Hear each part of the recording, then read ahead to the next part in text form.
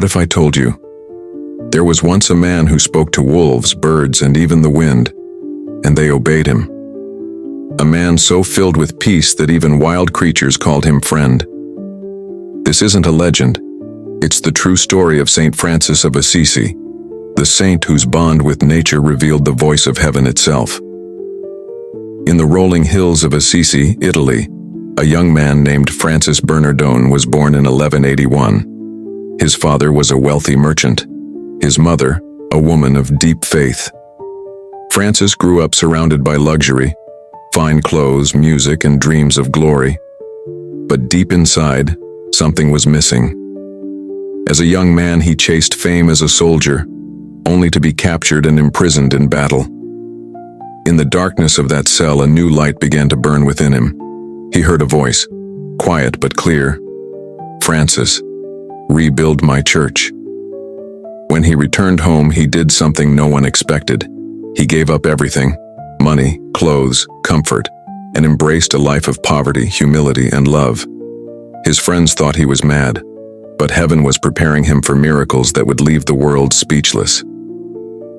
One morning, Francis was walking with his companions near the Umbrian countryside when he saw thousands of birds gathered along the path, sparrows, doves, and ravens. He stopped, smiled, and said, "My little sisters, you should praise your Creator and love Him who gave you wings to fly." The birds did not fly away. They turned toward him, listening silently as he spoke about God's love and the beauty of creation. Witnesses said the birds flapped their wings joyfully as if answering his sermon. When he blessed them, they rose together into the sky, a living choir of praise. "All creatures," Francis said, "are our brothers and sisters. They speak of the goodness of God." But not every creature was gentle.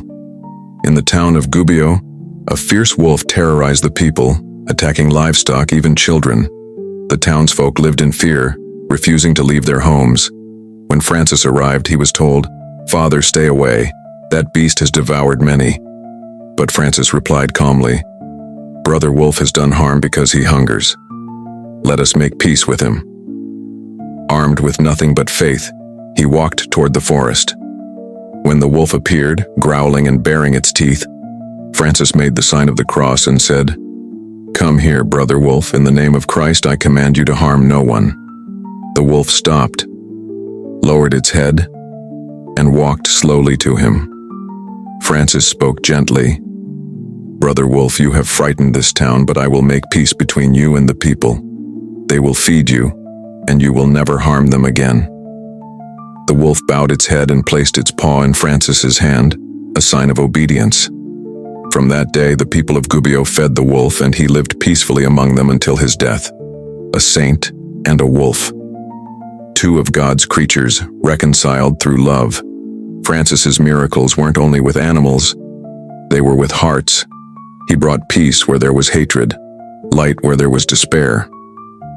Once, during a war between two Italian cities, he walked into the battlefield unarmed, holding only the cross. Soldiers dropped their weapons as he spoke of forgiveness. He didn't shout, he prayed. And somehow that prayer silenced the noise of war. In another moment of grace, Francis healed the sick with a simple blessing, saying, "God's peace be with you." And those who had lost hope found strength again. To Francis, every living thing, human, bird, or beast, was part of the same family under one Creator. In the final years of his life, Francis withdrew to a mountain called La Verna for prayer. There he fasted for 40 days, longing to share in Christ's suffering and love. Then one morning, as dawn broke over the misty valley, witnesses saw a blazing light descend from the sky. A seraph, a six-winged angel, appeared, bearing the image of the crucified Christ.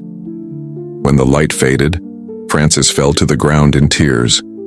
He looked down and saw the wounds of Christ imprinted on his hands, feet, and side. Blood flowed, but there was no pain, only peace. He had become the first recorded saint in history to bear the stigmata, a living image of the crucified Lord. Francis grew weaker but never stopped smiling. He called the creatures around him his brothers and sisters, even Sister Death, whom he welcomed with joy. As he lay dying, He asked to be placed on the bare ground, saying, "I have done what was mine to do. May Christ teach you what is yours." He died singing, surrounded by his brothers, the sounds of birds outside, and the peace of one who had lived entirely for love.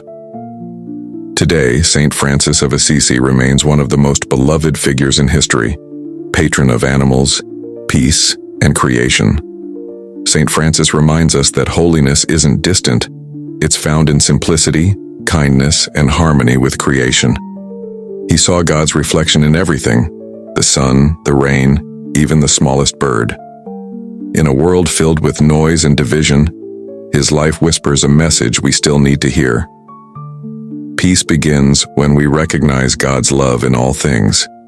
Whether he spoke to wolves or comforted the poor, Francis lived one truth: that love, pure and selfless, is the greatest miracle of all.